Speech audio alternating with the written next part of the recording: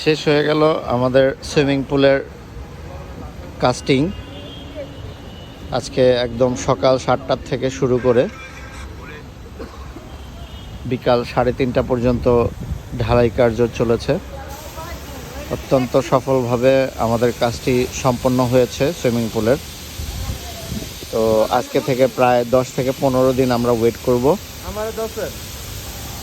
এই কাস্টিংটা শুকানোর জন্য। আপনারা দেখতে পাচ্ছেন আজকে সকাল থেকে আমরা অক্লান্ত পরিশ্রম করে এই সুইমিং পুলের ঢালাই কার্য সম্পাদন করেছি। এই সুইমিং পুলটি হচ্ছে গিয়ে কালশী ইসিবি চত্বর এবং সুমাত্রা ফিলিং স্টেশনের ঠিক মাঝ বরাবর। এটি হচ্ছে গিয়ে ইন্টারন্যাশনাল গোল্ড মেডেলিস্ট প্রাপ্ত সাঁতারু মনির হুসাইন